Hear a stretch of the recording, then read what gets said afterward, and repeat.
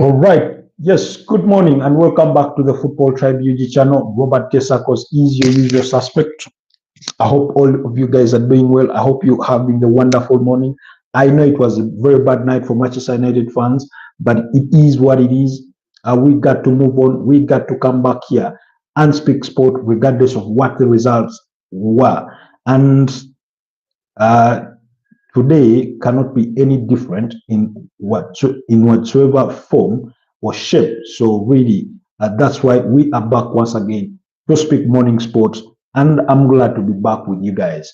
Commiserations to Manchester United fans. I know you're still you're still wallowing in the trenches of your own loss, losing to a team like Tottenham Hotspurs, and not the most ideal, but let's discuss that result. Let's discuss that result and more in just a bit. So allow me to test our audios and make sure that everything is at par. I think we are good to go. We are good to go on that front, in as far as that is concerned. So I'm waiting for you guys to join the broadcast so that we can speak everything UEFA Europa League final, as well as, the comments in the aftermath of the game.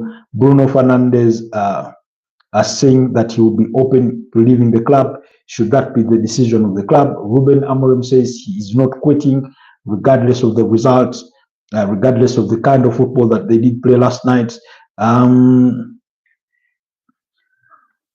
So really, that's what we're going to be discussing on this morning broadcast, on today's morning broadcast. So I'm waiting for you guys to join the broadcast so that we can get into that conversation and much more that's coming our way. That is coming our way. Because really important. It's really important that we talk about these things.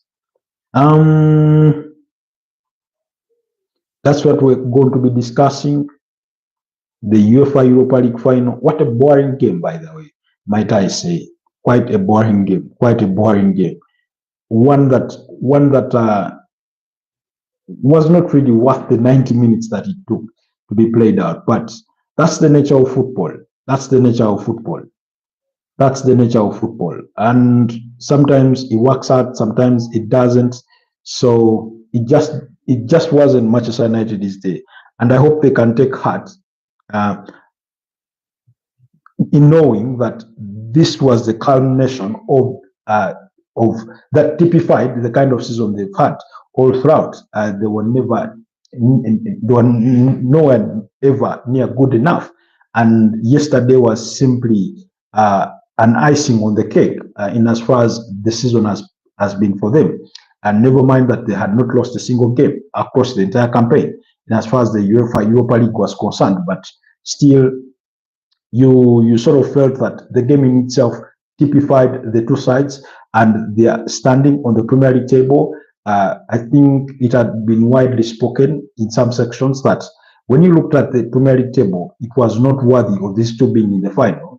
And yet there were the teams that were in the final. And then the kind of football they did play yesterday did speak to that. And you could not really argue against it, because it was that kind of game. It was dull, it was boring.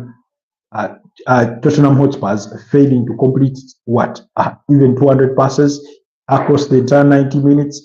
Manchester United having a majority possession of up to 73%. But guess what? They did not know what to do with the ball. And for me, that said a good lot of things.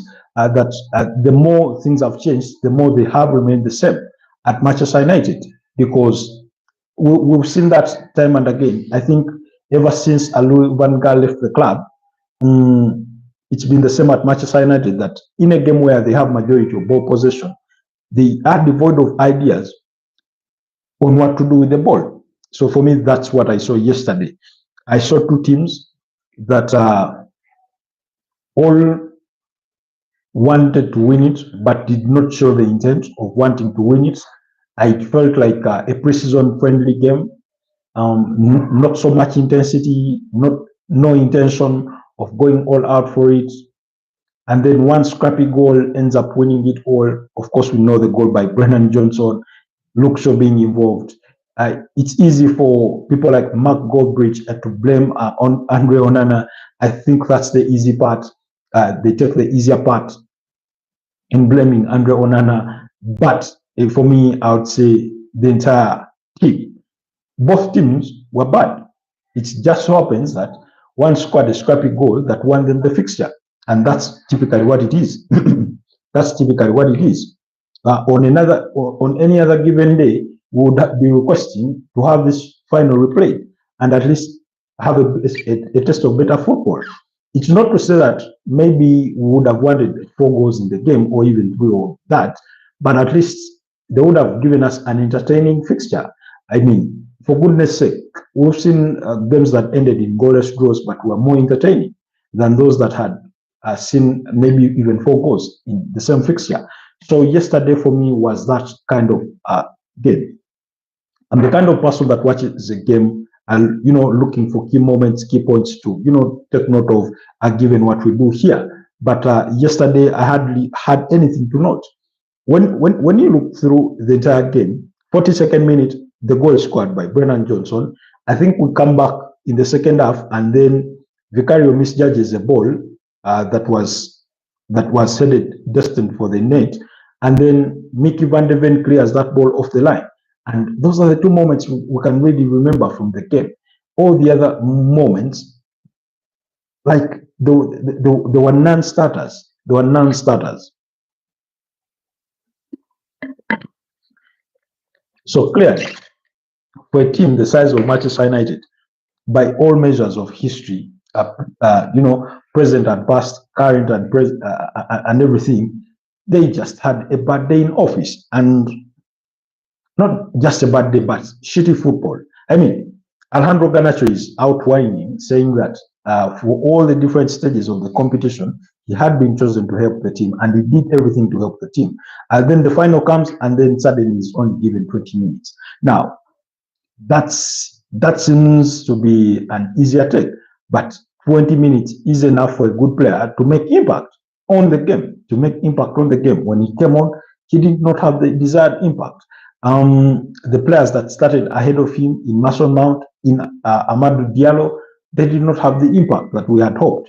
John Hecky, hi John Hecky, how are you doing? Thanks for joining us this beautiful morning on today's broadcast. Kindly let us know where you're joining us from.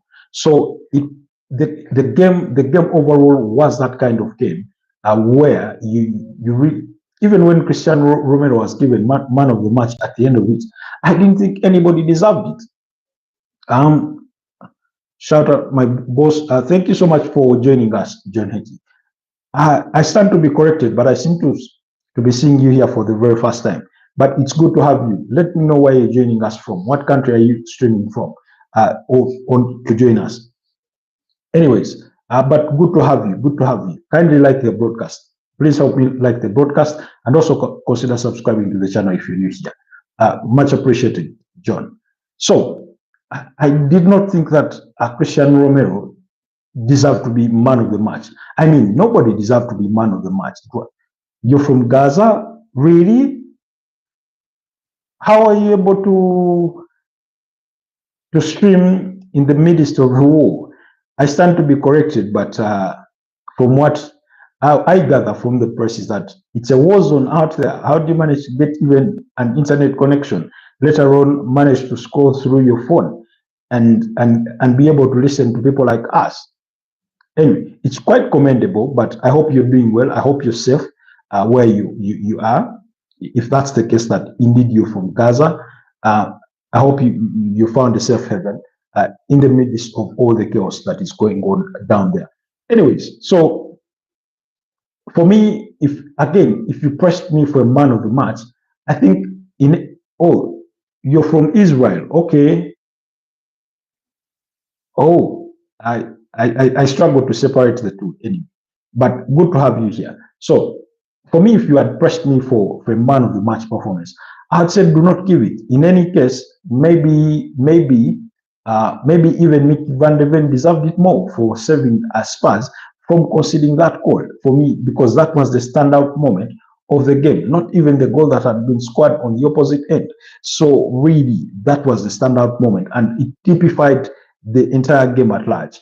I thought nobody deserved man of the match. I thought both sides lacked the biting edge. Tottenham played with a low block, especially in the second half. All they did was sort of sit back, wait for Manchester United to come. Once they come at you, push them wide, let them go wide, let them try to float in the long balls, the crosses. Mickey Blake, okay, let them float in the long balls. We'll have our towering defenders in Christian Romero and Mickey van de Ven try to head them away. We'll have the goalkeeper come collect them. That was typically the strategy, and it worked. It worked because, like I said, Manchester United played and lacked that sort of pivot player to dictate the tempo of the game, even when they had majority of possession. They looked devoid of ideas. They did not know when to increase the tempo of the game, when to do quick passes, how to unlock that Tottenham Hotspur low block, and that kind of thing. So for me, even when Bruno Fernandes had been played in that number 8 role, you felt it wasn't for him.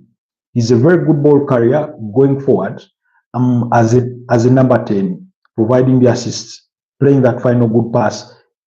He's good with that.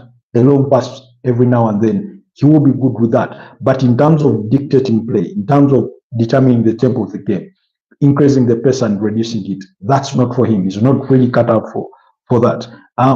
Because for me yesterday, I thought Manchester United needed a player like Paul Scholes. They needed a player like Luka Modric. They needed a player like Christian Eriksen. Not forget the present Christian Eriksen. I'm talking about prime Christian Eriksen, which he isn't at the moment. A player like in the mold of Toni Kroos, a player like Francesco Sola Fabregas, a player like who do we point to? A player like Dominic Soboslai in that mold. That kind of player that is going to really decide when we go when we increase the speed. How do we probe this Tottenham, at defense and attract a few of their numbers to come up front so that we can open them, so that we can find spaces and try and open them up. That's the kind of player that they needed, but they did not have that player.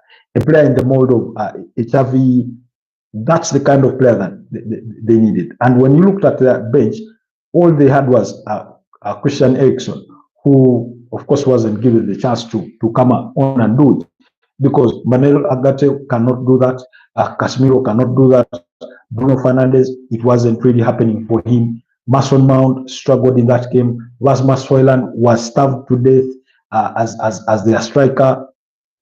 Amadou Diallo, things were really not happening for him. All the trickery and the dribble, it did happen for him in the first half. He had his moments, but again, including one shot that he flashed across that entire, that he flashed across. He flashed across the face of goal, and so really, at the end of the day, that's the kind of game that you had across the entire 90 minutes. The first half for me felt slightly a bit better from the perspective of Manchester United. Paul Brady, why everyone getting blocked? I do not know why that is the case. I do not understand why. But I can see some messages from John Hickey have been restricted. I do not know for what cause or reason. But hi, Paul. Good to have you on the broadcast. I kindly like the broadcast and also consider subscribing to the channel if you're new here. But good to have you here, Paul Brady. Good. Spider on the wall. What's that supposed to mean, John? Anyways, so for me, that's how I viewed the game. It was not worthy of being called the final of a European Cup competition. Not really. But Ange Postecoglou For him, I think he did execute his game plan. That's how he wanted it. I think he did. He knew. I think from the onset, he knew he didn't want anything to do with majority of ball possession. They did not try to have it at all because I think he knew very well. Is this a football show? What is your team? Yes, Paul Brady. This is a football show. My name is Robert K. Sarkos. I support different teams, but to answer your question, I do support Arsenal, but I love football in general. That's why I can sit here and speak objectively about Arsenal, about Manchester United, about Liverpool, about Real Madrid, who, I do support Barcelona, name it all. But yes, it is a football show, and that's the team I support. So, Paul, what team do you support? Spider behind you. It's okay, John. John, what team do you support? Kindly let me know down in the comment section, and let's speak about your respective teams as well. So, for me, and again, I could see the meltdown in Manchester United fans because they looked onto the manager to try and conjure out something in that moment to salvage their season, and it just didn't come. It just didn't come. Even with the substitutions, the likes of Joshua Zirkzee coming on, it didn't really change much. It didn't change much. Alejandro Garnacho, although, and he had something to say about his coming on, and I thought I found those comments quite damning in some respect. And for me, I thought he could have said that a bit better. He could have said that better. Because he's look behind you. It's okay, John. It's okay. Paul Brady says he supports Liverpool. Trent is horrible. Little snake, we hate him. Paul, I seem to share different views about Alexander Trent Arnold in respect to him leaving. But I do respect your opinion as a Liverpool fan. But for starters, congratulations upon you winning the Premier League title. Really, that was well deserved. But we are going to discuss a little bit about Alexander Trent Arnold in a bit. Just kindly bear with me as we conclude on this Manchester United and the Tottenham Europa League final. Trot as we go through it, because I thought Alejandro Garnacho had some really interesting comments to say in the aftermath of the game that had to do with something to do with the team selection, because in his opinion, he thought, or he thinks, he should have started the game, and this is partly what he had to say. He said it's difficult for all of us. This season has been shit. We lost the final. We didn't beat anyone in the Premier League. It's very difficult. And that's what he had to say. Then I'm trying to find the other comment. Yes, he says, until the final, I played every round helping the team. Then the final arrives and I played 20 minutes. I do not know. The final, the season, the whole situation of the club, I will try to enjoy the summer, and then we will see what happens. So those were his comments. Now, to be honest, to be fair to him, he's had a fairly good season in as far as the UEFA Europa League is concerned. But whether he gets selected to start in the final or not, that's not the issue.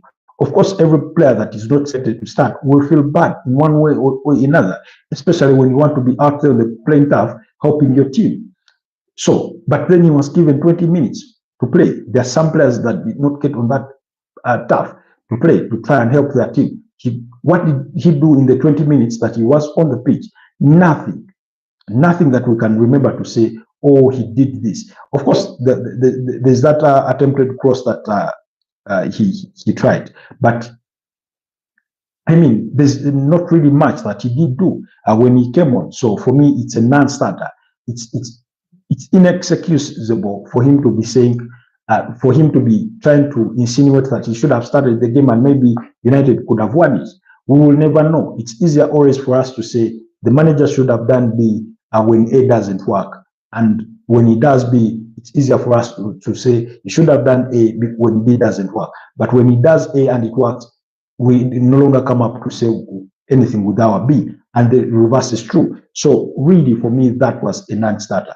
But anyways, he's a player that has been subject to speculation all throughout the season, emanating far back in January, with Napoli, being interested in signing him. They wanted to sign him as a replacement for Ivica Kvaratskhelia at Napoli, but that deal did not happen. Chelsea expressed their interest in wanting to sign him with the view that they will return Jordan Sancho because, he's not really cut it for them. He's not really cut it for them. And because of that, there's speculation that he could leave the club. And I think that's the part he says that he will try to enjoy the summer and then we'll see what happens. I think when he says we'll see what happens, whether there will be interest again, renewed interest in his services from other teams where he could end up playing his football next season, perhaps. That's what it alludes to. And then the captain, Bruno Fernandes, of course, he came out to say a good number of things, but also spoke about his future, in which he signaled that he could potentially leave the club. And that's if it is the club's decision. And among the many things he did say, of course, he spoke about the manager and saying he's the right man and he deserves to be in the job and that kind of thing. But he also made some comments saying, my point of view has never been the financial side. If I want to go for a financial side, I will always have the option to go, but that's not the thing. What I want is to win trophies and be involved in the best competitions. So those were some of his post-match comments. But also, while speaking to a Portuguese publication, again, he spoke about his future with the club, and he said he is open to leaving if that's what the club decides, if that's what the club wants. If the club wants to make some money, then that should be the case, because there's interest in him from Al Hilal, who are willing to, pay good money for him and, pay him about $1 million per week in trying to lure him away from Manchester United. We know Real Madrid are interested in his services, despite that he turns 31 in September. Real Madrid did signal that they want him as a potential replacement for Luka Modric. Never mind that, according to latest reports, Luka Modric could stay for an extra season at Real Madrid, while Lucas Vazquez will be leaving in the aftermath of the FIFA Club World Cup. So, speaking to a Portuguese publication, Bruno Fernandes had this to say: the day the club thinks I'm too much, or it is a time to leave, football is like that, and they never know, and you never know.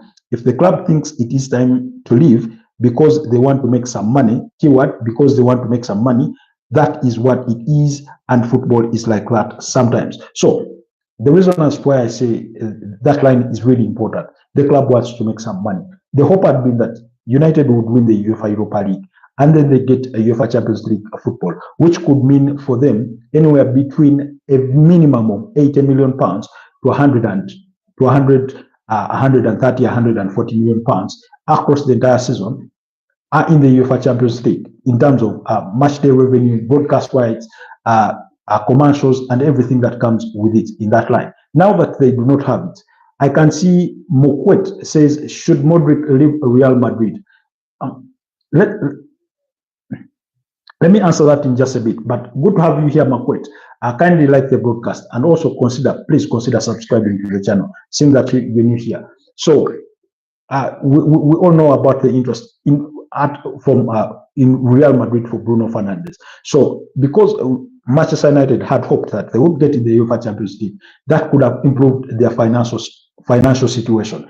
Just last year alone, they made losses to the tune of 113 million pounds. Then across the last 3 years, they made losses to the tune of 300 million pounds. And remember, the Premier League profit and sustainability rules do suggest that you ought to make, you're not expected to make losses north of 150 million pounds across 3 seasons. So they're not looking good. The books are not really looking good for them, for Manchester United, in as far as the profit and sustainability rules are concerned. Good to have you, King. Good to have you back, King. Hi, King. How are you doing, my brother? It's good to have you once again. King is one of our, our good supporters here. He has really supported this channel, and you're much appreciated, my brother. So, Mokwet, just to answer your question, and as I answer it, please let me know what club you support. What country are you joining us from, Mokwet? So, should Luka Modric leave Real Madrid? The answer for me is a straight yes. he's come of age really. 39 years of age. There's not really much he has to offer to Real Madrid beyond the dressing room kind of leadership that you'd expect to a player from a player of his experience, from a player of his stature, from a player of from a player that is well within the evenings of his career. And really, in terms of playing time on the turf, I do not think he really has much left to offer in that tank for Real Madrid. Yes, he will come in a game or two, but basically he will be like a player coach of some sort. For those of you that maybe remember a player like Van Giggs at Manchester United, when time was so advanced, I can see Archie is also back with us. Archie is also one of our people that have really supported us on this channel. It's good to have you back, Archie. Good to have you back. So for me, Luka Modric, should he leave? The answer, the straight answer is yes. But it looks like they're going to keep him for an extra season. You are a football player, brother. I thank you, King. So for me, with that respect, they would only retain him as some form of a player coach that is going to play. Let's say a season has 60 games. If he plays for you 15 games, if he plays for you 20, that's good enough for a player of 39 years of age. In any case, because if it were about age, then Toni Kroos shouldn't have left at the end of last season and that kind of thing. But Real Madrid need to stop hiding. They need to find a replacement for Luka Modric and Toni Kroos. We know that Dani Ceballos is not that kind of player, that he does not fit the bill in terms of the mold of those two players that they need to replace. And that's why they did turn their attention to a player like Bruno Fernandes. Bruno Fernandes would suit Real Madrid because Real Madrid have the midfielders, especially back here, that they could, play with to suit his playing style a bit better, because Tchouaméni could be doing the donkey work. You could that box-to-box ball of Jude Bellingham would help.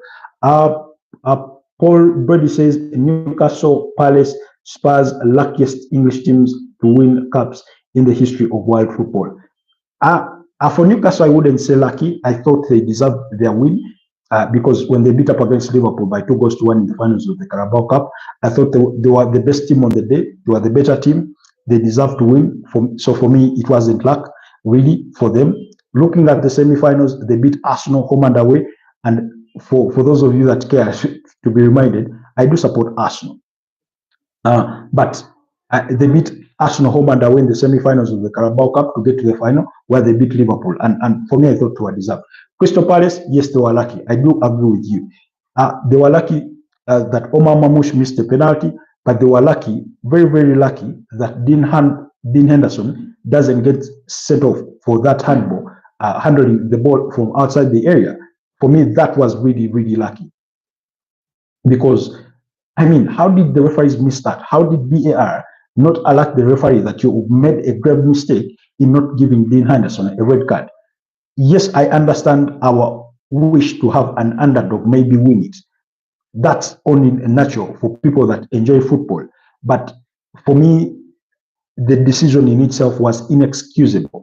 Maybe in the moment itself, it was excusable for the referee because he wasn't in the best of positions to see it flat out. But the linesman on the other side, that's the assistant referee. But more importantly, criminally, the video assistant referees that got to review the incident more than 3 times and cleared that decision, for me, remains, it was ugly. It's inexcusable. It's indefensible. It's undefendable. We cannot sit here and say, oh, Crystal Palace were lucky. No, the referees decided that Crystal Palace get lucky on their day, not to send off Dean Henderson. Because if that had been done against Crystal Palace, and it was the goalkeeper, Stefan Ortega, who had done it on the other end, we wouldn't stop hearing about it. If it had been done against any other team, maybe Manchester United, maybe Chelsea, maybe Liverpool, maybe Tottenham, maybe Arsenal, we couldn't get enough of it. But because it was Crystal Palace against Man City, somehow there's a way, in some form or shape, it has been sort of swept under the carpet in a way. That's what I felt like. But it was a very, very grave decision or error. When you talk about Spurs, yes, Spurs, I'd say really, they were lucky indeed.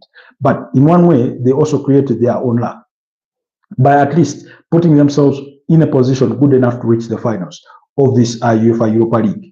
As much as I would hate to hear it or even speak about it, and given the historical rivalry between Arsenal and Tottenham Hotspurs, in as far as the UK is concerned, they knocked out the 2022 UEFA Europa League champions. That's Eintracht Frankfurt. They knocked them out at the quarterfinals. They knocked out Bodo Glimt, who had knocked out Lazio. For me, Lazio were favorites for this competition. So when they knock out Bodo Glimt, beating them home and away, they really created their own luck by getting there. Now, the reason as why I want to agree with you on the point of luck is yesterday's game was abysmal. It was bad. It was horrible. But they were lucky enough to score that scrappy goal that then wins them the title. Because the opponents they played were awful. I mean, in as far as Manchester United being awful yesterday, that we cannot stress it any further than that. We cannot overstate it. They were indeed very, very poor on the night, and Tottenham were not any better. I think when you look at the statistics, Manchester United completed about 400 passes. Tottenham couldn't even manage half of that. They had the 27% ball possession, and yet they were the winners. They only had one shot on target. Tottenham, one shot on target. That's all they had throughout the entire match. And yet they still won with that. So it was one key moment that decided the entire game. That wasn't a game good enough. So really, really, that's what happened on that front. So Bruno Fernandes is open to leaving the club. If that is the club's decision, we know the club, Manchester United, want to raise funds. They want to raise money. You remember, for those of you that do remember the interview that Sir Jim Ratcliffe did with Gary Neville for Sky Sport, I think he spoke about, he spoke in reference to the end of February that if they had not taken some of the decisions they had taken, the club was going to run broke or bankrupt. Okay, maybe bankrupt is a big word, but they were going to run out of cash by the end of February. And that's why they ended up, cutting off 450 staff all combined. That's why they ended up cancelling Sir Alex Ferguson's £2 million per year ambassadorial contract. That's why they've cancelled parties, they've cancelled end of year parties, they've cancelled so many things, they've taken away food from staff. Now, of course, for the food, for me, that's that's just below the belt, really, because it's food. And guess what kind of food? Buns here and there. It's not like the staff and players were eating 200-pound meals, 200-pound meals. No, just normal food, chips, bread, whatever you call them, hot dogs and what, those kinds of things, really. But they took that off the table. It was well within their decision, but I thought it wasn't the right decision to make. Because while you're trying to save money, you also have a big brand to protect. You also, Jim the Rat sacked 200 loyal workers. Yeah, in the first phase they cut off at 200, and then by the end of April they added on another 250. So I mean, they cut off money from 40,000 pounds that was going to the Manchester United legends, and we're not talking about players that have been playing under the Sir Alex Ferguson era. We're talking about pre-Ferguson era. And I remember Gary Neville suggesting in that same interview that why don't you just do a dinner and do a Bruno Fernandes shirt auction, have the players come in and contribute, and then you raise that 40,000 pounds, because that's all you need to do to keep this thing running. 40,000 pounds is not too much money for a team like Manchester United.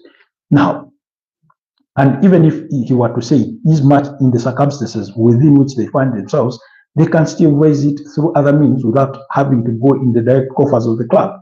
So really, and then they've gotten so many decisions wrong. Then yesterday, Anthony posted a cryptic message, I think on his Instagram stories, to say they said he was a problem. He said something like, and yet I was a problem. A cryptic message to a Manchester United fan. Now, for first time is a chance. Second time, coincidence. Third time, not really. Remember, when Jordan Sancho left the club, he said something to do with freedom. Marcus Rashford, when he left Manchester United, made a similar insinuation. Anthony, he's gone on loan to Real Betis, where he's really played really well. He's been successful there, and they're into the finals of the UEFA Conference League that will be played on May 28th against Chelsea. So, I mean, he could easily end his season with a piece of silverware, for goodness sake. And there he is saying and yet people thought he was a problem. Now, you cannot tell me that 3 players, 2 of them English internationals, have left Old Trafford and have felt a sigh of relief. Is it because the media was so on their case in the form of criticism, or is it because internally they no longer felt at ease at the club? Well, we can only speculate in regards to how they felt, but I think they've made their feelings equally clear that something isn't right internally. And again, Ruben Amorim has spoken about that as well, to say that the thing that they need to fix at Manchester United are not just on the pitch. Some are away from the pitch, the culture and everything to do with that respect. Speaking of Ruben Amorim, he did say that he will not quit. Regardless, he is not quitting. He will stay, and for as long as the board does not sack him, he is going to stay with the club and wait to be backed. And I want to find a quote here in regards to what he said. He said, speaking about his job, he said, "I'm confident in doing this job if the board let me." That's the key word, if the board let me. And as you can see, I'm confident in my job. I will not change anything the way I do things. I'm not here to defend myself. That's what he said. And then he went on to say whether he should have started Garnacho over Mason Mount. He was asked about that.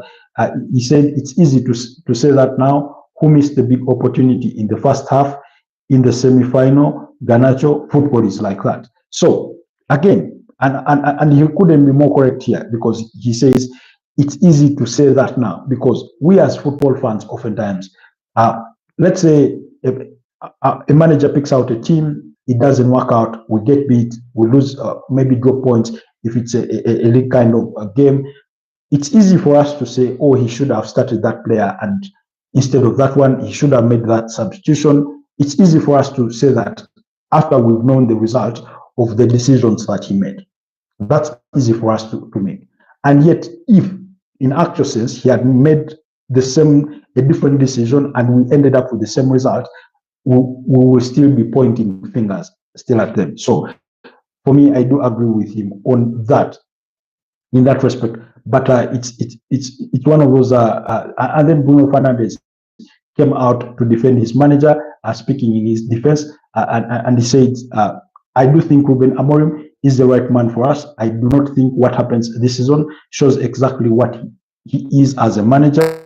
I do think he's the right manager for the future of this club." That was Bruno Fernandes speaking about Ruben Amorim in regards to his future at the club. Now, we've said enough about Manchester United and everything that revolves around their finances, their manager. Of course, they are not going to sack Ruben Amorim. I do not expect that.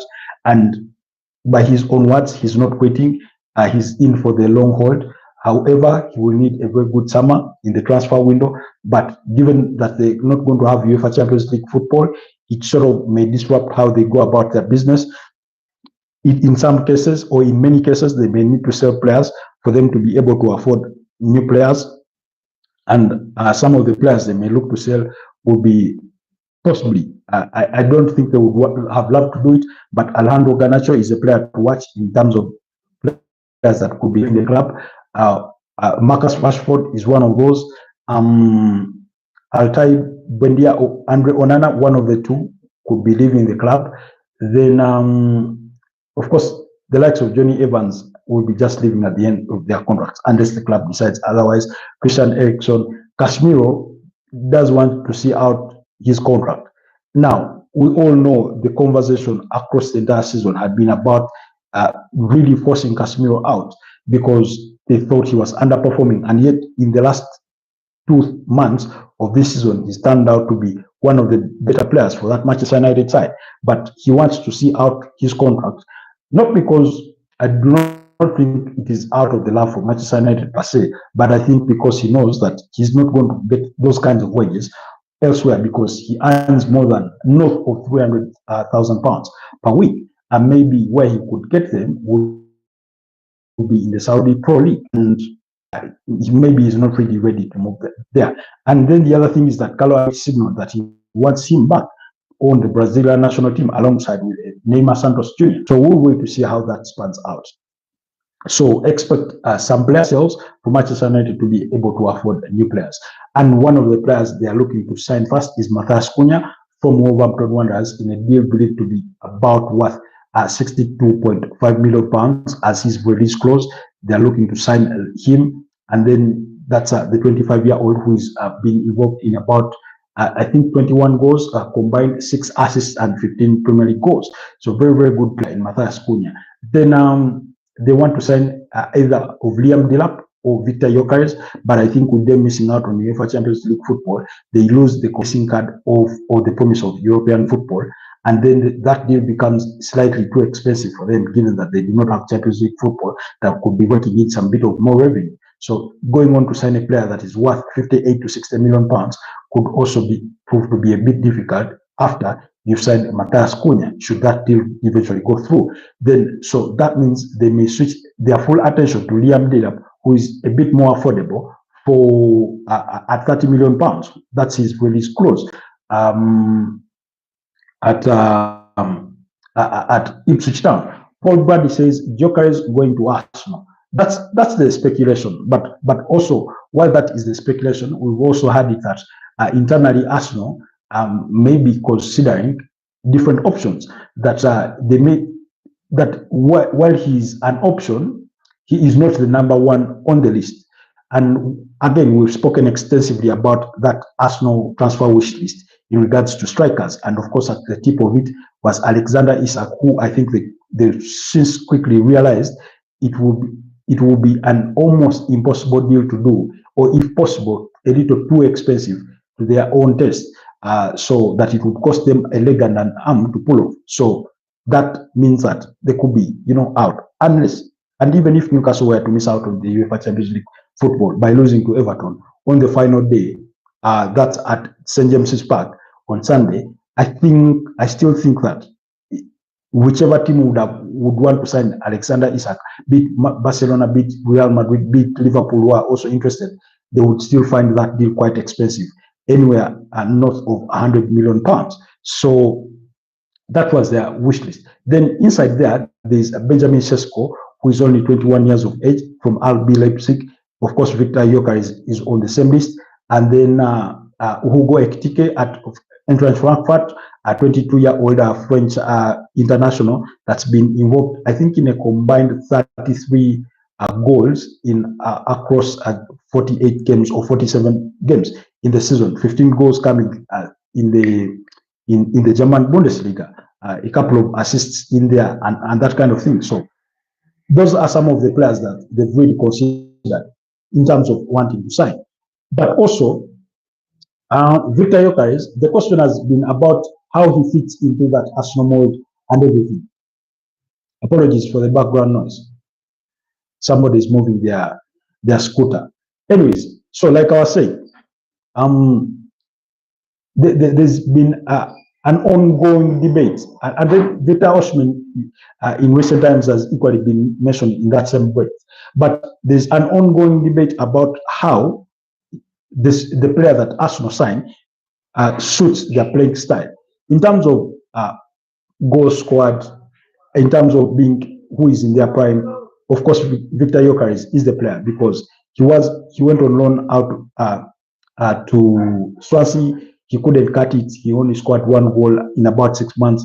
Went on loan to Coventry, scored 3 goals in that same season, and then they signed him at Coventry. The following season, he scored 18 goals, and then the season after that, and that was at 2022-2023, he scored 22 goals, and that's when Sporting Lisbon took him, and he's since really done tremendously well.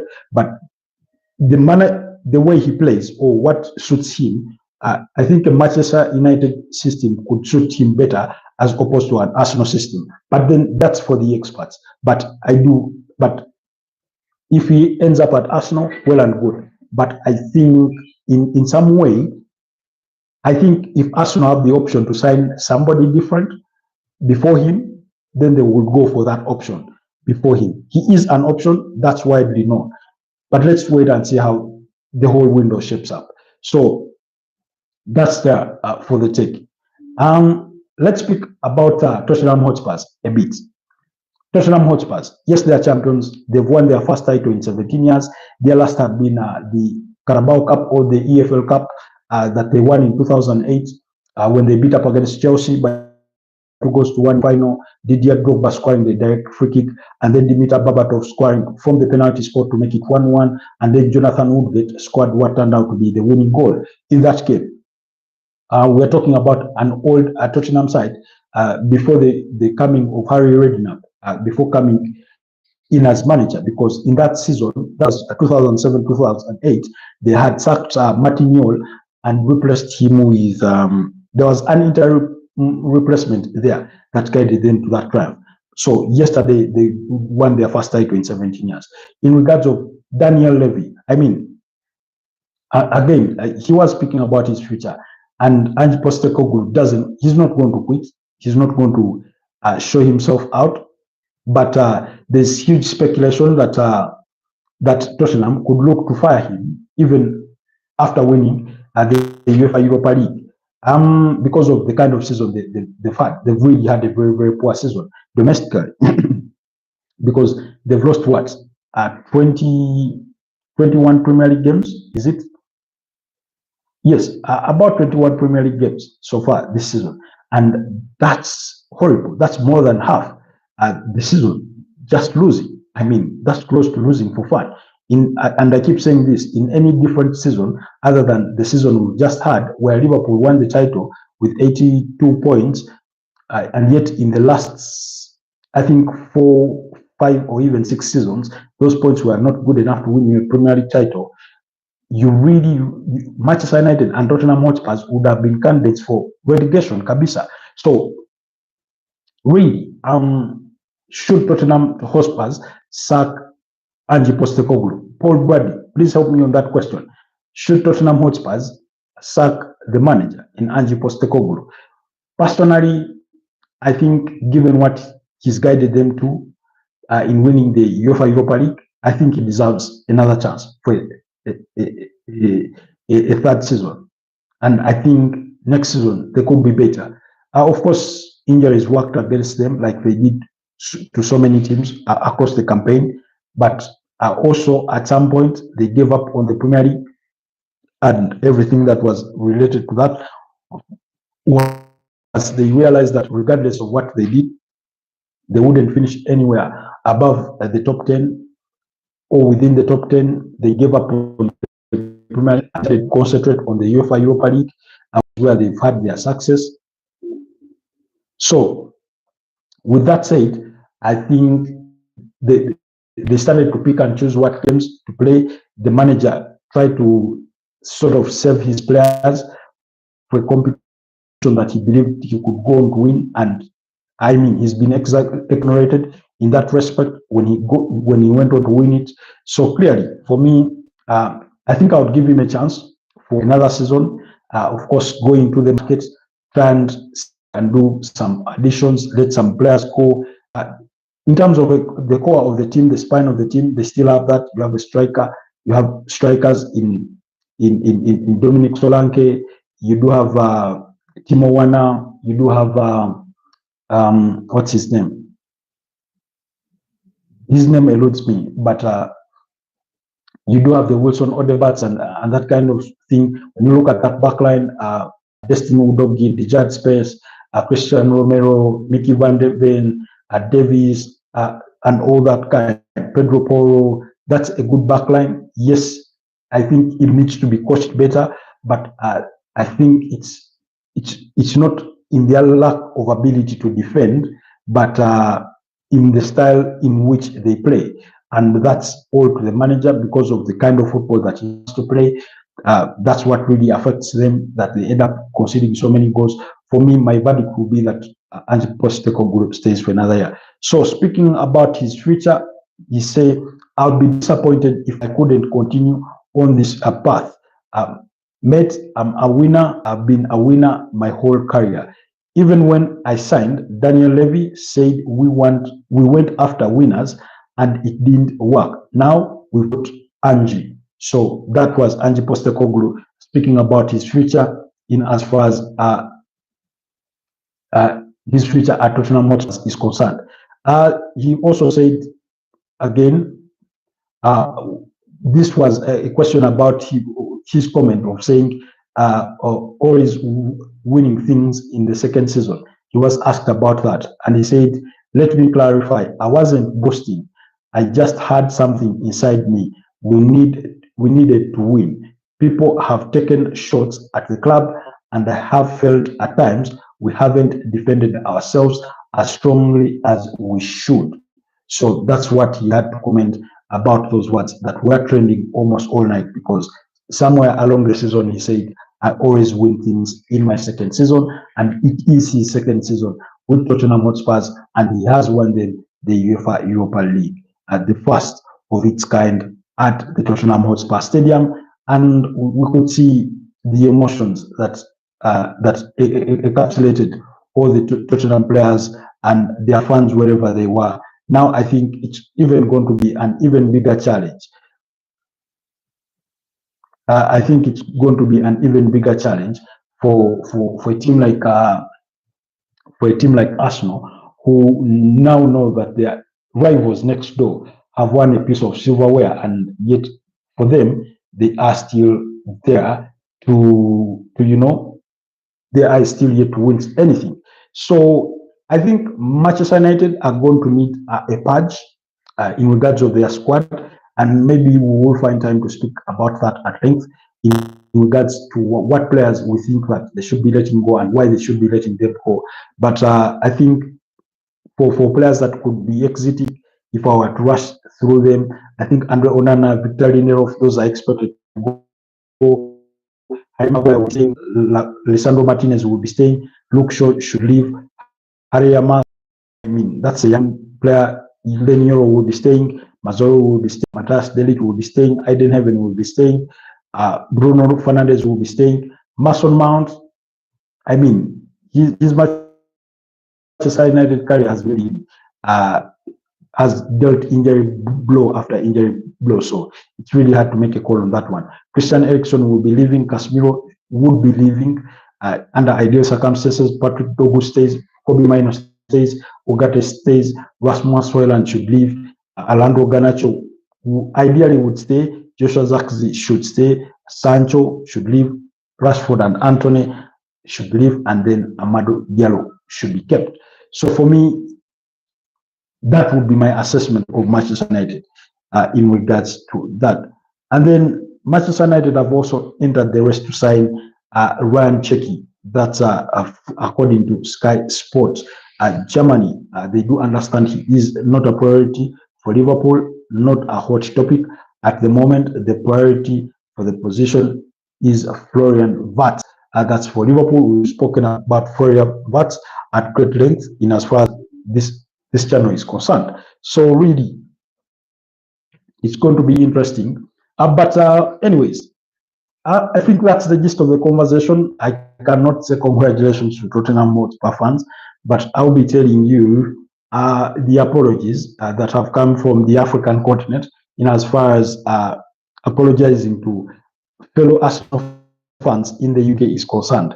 Yesterday, again, I was monitoring those sorts of conversation online, and Arsenal fans were telling their fellows on the other side of the aisle that we are sorry we are going to support Tottenham Hotspurs today because we would rather them win than Manchester United win.